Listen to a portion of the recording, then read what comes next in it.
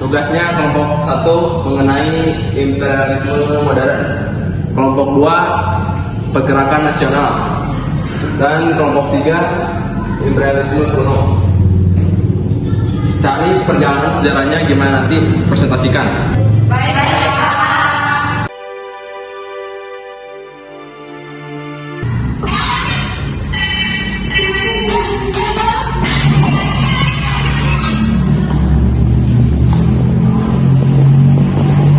Ini Bapak ada telepon dulu sebentar.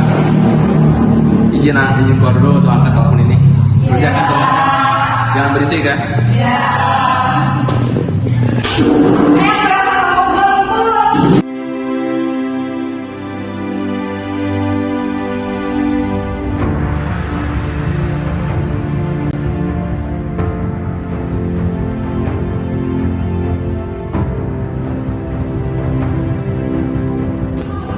Semuanya cari materinya di Google terus kita susun, nanti bagi-bagi materi buat dipresentasikan. Oke. Udah pada ditulis belum sini, kalau udah mau digabungin. Itu sih Rian, kenapa malah tidur? Ya, bangun, kenapa malah tidur? Itu kan kelihatan sama Paris di kalau ketahuan habis deh. Pusing banget nih kepala. Pasti berkaitan kebiasaan berbeda-beda ya.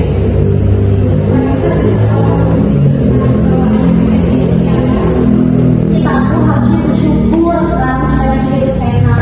Coba jangan dulu waktu masa penjajahan sama Belanda dan Jepang.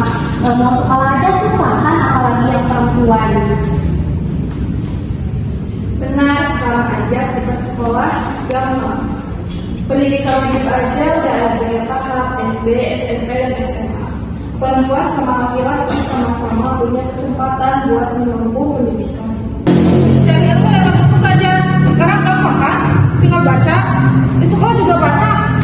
Buku digital juga ada sekarang mah. Coba zaman dulu. Zaman dulu itu susah sekali baca buku. Bahkan orang zaman dulu tidak semua orang bebas dan punya buku, ya kan? Ngomong-ngomong tugas tentang pergerakan nasional, kita kan baca tadi kalau zaman dulu organisasi modern yang pertama itu Budi Utomo sebagai organisasi terpelajar, itu termasuk perjuangan mencapai kemerdekaan. Mereka berjuang untuk merdeka. Kita yang meraih hasilnya, jangan sampai kita menyia-nyiakan perjuangan para pahlawan kita.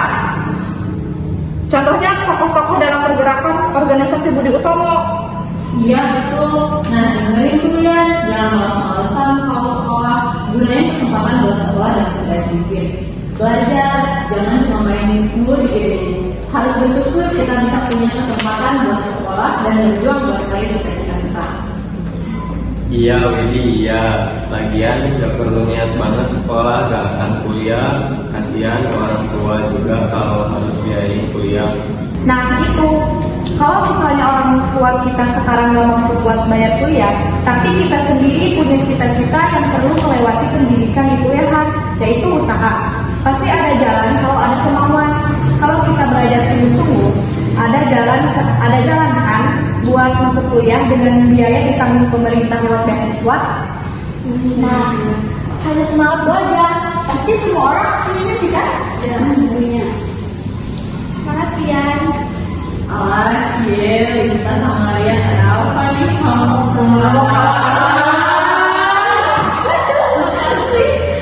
Malu-malu dulu sini ceritanya. Iya saya ya bisa saya.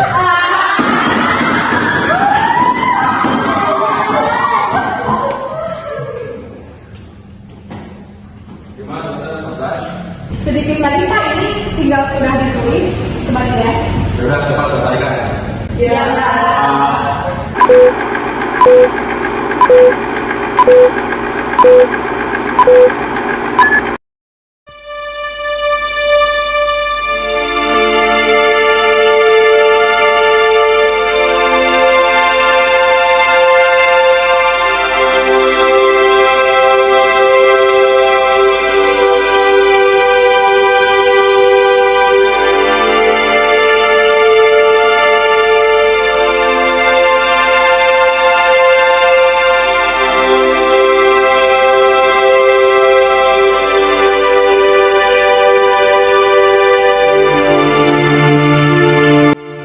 pergerakan nasional ialah fase dalam sejarah Indonesia, yakni masa perjuangan mencapai kemerdekaan pada kurun 1908 sampai 1945. Perjuangan rakyat pada masa ini mulai bervisi nasional yang sebelumnya masih bersifat kedaerahan atau sebatas memperjuangkan kelompoknya masing-masing.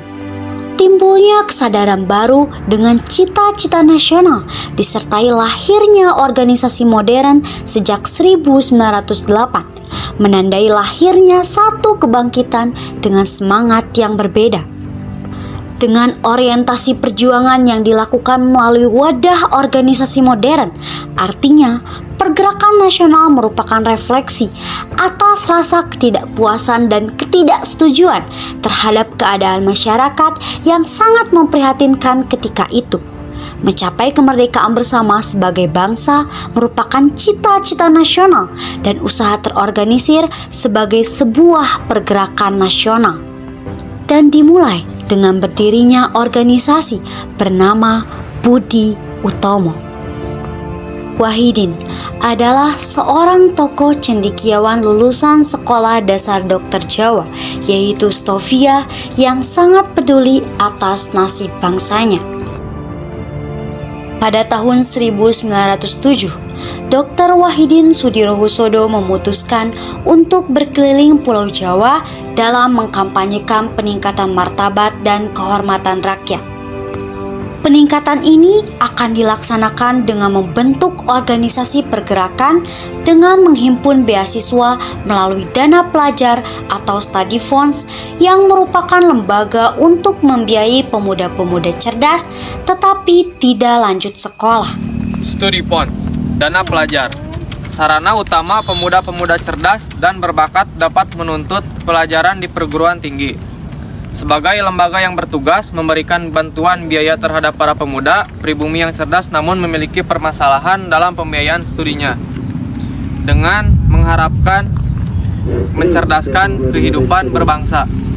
Dr. Wahidin berkunjung ke Stovia, School of Leading Fun in Lange Artsen, yaitu sekolah untuk mendidik dokter pribumi dengan cara barat kepada anak-anak muda priai yang tidak mendapat tempat dalam pemerintahan. Kemudian Dr. Wahidin bertemu dengan Sutomo dan Suraji yang merupakan pemuda siswa Stovia. Melalui diskusi dan perbincangan inilah mereka sepakat mendirikan perkumpulan yang memperhatikan nasib bangsa yang dinamakan Budi Utomo. Saat itu, Dr. Wahidin mencetuskan ide untuk mencerdaskan bangsa melalui study funds atau dana pendidikan agar tidak mudah diadu domba oleh penjajah. Sutomo dan kawannya memiliki rasa nasionalisme dan perjuangan yang tinggi, sehingga gagasan mereka pun cocok untuk dijalankan. Permisi Pak, saya Sutomo. Saya sangat mengagumi Bapak terhadap kondisi rakyat kita sekarang. Ya, kita semua memang harus memperhatikan nasib bangsa kita, terutama dalam bidang pendidikan. Tapi selama Belanda masih berkuasa, sangat sulit bagi kita untuk memajukan pendidikan bangsa. Mungkin begitu, tetapi di negara-negara lain ramai anak muda yang menumbuhkan persatuan yang bergerak sendiri dalam memperhatikan nasib bangsa tanpa dipengaruhi pemerintah setempat. Betul juga ya Pak. Pada saat pemerintah tidak mau mengambil tindakan, maka kitalah yang harus mengambil tindakan. Betul. Baik Pak, terima kasih.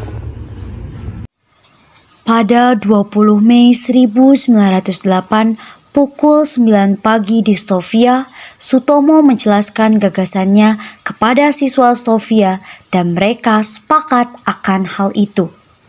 Saudara, pada akhir tahun 1900 kemarin saya bertemu dengan Dr. Wahidin. Beliau datang dengan ide membentuk lembaga study fund atau dana pelajar bagi pemuda cerdas tetapi tidak melanjutkan sekolah. Tujuannya untuk mencerdaskan bangsa dengan memajukan pendidikan. Beliau juga mengatakan bahwa perlu untuk mendirikan perkumpulan-perkumpulan dalam upaya tersebut. Karena itulah saya mengumpulkan kalian karena mempunyai rencana untuk mendirikan sebuah organisasi. organisasi seperti apa? Kita sendiri tahu bahwa Belanda sangat melarang organisasi yang berbau politik. Ya, maka dari itu organisasi yang kita dirikan sebagai organisasi pelajar di bidang pendidikan dan kebudayaan yang bergerak sendiri tanpa pengaruh pemerintah Hindia Belanda, tidak melebihkan dan dalam kegiatan politik. Menarik, saya setuju. Bagaimana dengan yang lain? Saya setuju. Baiklah, selanjutnya organisasi ini akan diberi nama apa? Ada yang punya pendapat? Bagaimana dengan Eko Projo atau Budi Utomo? Bagaimana kalau Budi Utomo? Ya, Budi Utomo ini berasal dari bahasa Sanskerta yaitu Bodhi atau Budi yang mempunyai arti keterbukaan jiwa, pikiran, kesadaran, akal, atau pengadilan, dan Utomo berasal dari kata utama yang mempunyai arti tingkat pertama atau sangat baik, maka Budi Utomo dapat diartikan sebagai kesadaran yang baik. Baiklah, organisasi ini kita dirikan dengan nama Budi Utomo. Sepakat? Dan telah didirikanlah organisasi modern pertama di Indonesia dengan Sutomo menjadi ketua Budi Utomo dan bahasa Melayu dipakai sebagai bahasa resmi organisasi tersebut. Setelah diskusi, akhirnya Perhimpunan Budi Utomo dibentuk. R. Sutomo, Gunawan Mangunkusumo, Suraji Tirtonegoro, Gondo Suwarno, Sulaiman, Angka Projosudirjo, M. Suwarno, Muhammad Saleh, dan R.M. Gombrek adalah 9 pendiri Budi Utomo. Meski kemudian pengurus besarnya dijabat oleh orang lebih tua yang bergabung. Pada bulan Juli 1908, sebanyak 650 orang bergabung dalam organisasi Budi Utomo dan tersebar di 7 kota, yaitu Jakarta, Bogor, Bandung, Yogyakarta, Magelang, Surabaya, dan Probolinggo. Budi Utomo menetapkan fokus pergerakan hanya di Jawa dan Madura karena mendapat banyak pengaruh penjajahan Belanda. Pada awalnya, Budi Utomo ditolak oleh sebagian besar kaum priai atau bangsawan karena kaum priai mendapat dukungan birokrasi dari golongan ningrat, tetapi Budi Utomo memperoleh dukungan dari kalangan cendekiawan atau kaum intelek Jawa yang peduli terhadap pendidikan bangsa. Baiklah, setelah musyawarah yang lama, akhirnya kita mencapai keputusan. Mulai hari ini, organisasi ini dipimpin oleh Raden Adipati Tirtokusumo. Berarti sepakat untuk pengurus organisasi berasal dari golongan tua.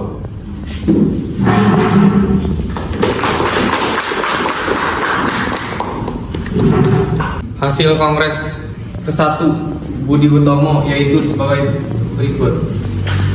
Pertama, Budi Utomo tidak melakukan kegiatan politik.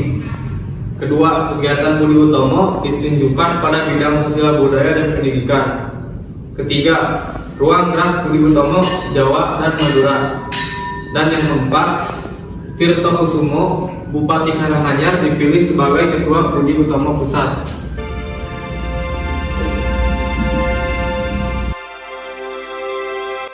Penetapan pusat organisasi Budi Utomo adalah Yogyakarta. Salah satu kegiatan organisasi Budi Utomo yaitu penerbitan majalah Retno Dumilah. Majalah yang diterbitkan dalam bahasa Melayu dan Jawa. Sebagian besar membicarakan masalah kondisi penduduk Jawa yang semakin buruk dengan perhatian khusus pada kalangan priai. Dalam majalah Retno Dumilah inilah Wahidin Sudirohusodo berperan sangat penting dalam mengadakan pendidikan dan penyadaran terhadap orang Jawa. Sebagai redaktur Retno Dumilah, Wahidin berusaha berkomunikasi dengan kalangan luas pribumi dengan cara menulis dalam Retno Dumilah dan berceramah ke seluruh Pulau Jawa. Dalam pidatonya diungkapkan propaganda tentang kebangkitan masyarakat Jawa tidak akan dilepaskan dengan kepasihan bahasa Belanda karena bahasa Belanda merupakan bahasa yang dipakai dalam sistem pendidikan yang ada di Indonesia. Jadi, menurut pendapatnya, pendidikan merupakan kunci kemajuan. Pada tahun 1909, Dr. Cipto Mangunkusumo mengundurkan diri dari Budi Utomo untuk melaksanakan cita-citanya, yakni gerakan politik bagi seluruh rakyat Hindia Belanda. Pada saat itu, Dr. Cipto Mangunkusumo dan Ki Hajar Dewantara yang merupakan bagian dari Budi Utomo memilih keluar. Lantaran Budi Utomo ini hanya bergerak di bidang pendidikan dan kebudayaan, sedangkan keduanya menginginkan gerakan yang lebih militan. Sejak dipimpin Raden Adipati Tirto Kusumo, tak sedikit anggota baru Budi Utomo yang bergabung dari kalangan bangsawan dan pejabat kolonial. Perkembangan inilah yang kemudian menyebabkan golongan muda dari organisasi ini menyingkir. Dalam perkembangannya, di tubuh Budi Utomo kemudian muncul dua aliran, yaitu yang disebut pihak kanan yang berkehendak supaya keanggotaan dibatasi pada golongan terpelajar saja, tidak bergerak dalam bidang politik dan hanya membatasi pada pelajar sekolah saja, serta pihak kiri yang jumlahnya lebih kecil terdiri dari kaum muda yang berkeinginan agar gerakan Budi Utomo ke arah gerakan kebangsaan yang demokratis, lebih memperhatikan nasib bangsa yang menderita. Saya ingin organisasi kita ini menjadi sebuah partai politik yang nantinya bermanfaat untuk mengangkat rakyat secara umum, tidak terbatas hanya pada kaum bangsawan. Budi Utomo harus menjadi organisasi politik yang bergerak secara demokratis dan bergerak secara umum. Tapi Budi Utomo ini organisasi terpelajar yang merupakan suatu gerakan kebudayaan yang bersifat Jawa, bukan sebagai organisasi politik. Mohon maaf, tapi sebenarnya organisasi kita ini hanya bergerak untuk mencari hubungan dengan para atasan, bupati dan pegawai lainnya. Harusnya kita fokus pada kondisi rakyat kita di bawah jajahan kolonial Belanda. Adanya dua aliran dalam tubuh Budi Utomo menyebabkan terjadinya perpecahan. Dr. Cipto Mangunkusumo yang mewakili kaum muda kemudian keluar dari keanggotaan karena menganggap bahwa Budi Utomo merupakan organisasi khusus priai yang memilih jalur kooperatif terhadap pemerintah kolonial Belanda. Meskipun Dr. Cipto Mangunkusumo dan Ki Hajar Dewantara kemudian memutuskan untuk keluar dari keanggotaan, namun Budi Utomo tetap berpegang teguh pada nilai sosial, budaya, dan pendidikan. Melalui semboyan, biar lambat asal selamat daripada hidup sebentar mati tanpa bekas, Budi Utomo digambarkan dengan pohon beringin. Meski bertumbuh secara lambat, namun pergerakannya semakin besar, kokoh, dan subur. Pada tahun 1912, Notodirjo menjadi ketua Budi Utomo untuk mengejar ketertinggalannya karena munculnya organisasi-organisasi lain, yaitu Sarekat Islam dan Indische Partij. Budi Utomo bergabung ke dalam PPKI, Permufakatan Perhimpunan-Perhimpunan Politik Kebangsaan Indonesia, pada tahun 1927. Gerakan ini dipelopori oleh Insinyur Soekarno, dan pada tahun 1928 Budi Utomo mengambil suatu langkah maju dengan menambah asas dan tujuan pergerakannya, yaitu yang awalnya 3 poin. 1. Memajukan pendidikan, pertanian, peternakan, seni, dan budaya. 2. Mempertinggi akan kemajuan mata pencaharian dan penghidupan bangsa. 3. Menyadarkan kedudukan bangsa Jawa, Sunda, dan Madura pada diri sendiri. Kemudian menambahkan poin keempat, yaitu 4. Turut berusaha mewujudkan cita-cita persatuan Indonesia. Usaha mencapai persatuan Indonesia dilanjutkan dengan melakukan fusi, penggabungan dengan PBI, Partai Bangsa Indonesia, yang dipimpin Dr. Sutomo. Maka berakhirlah Budi Utomo yang berperan sebagai organisasi pergerakan di Indonesia.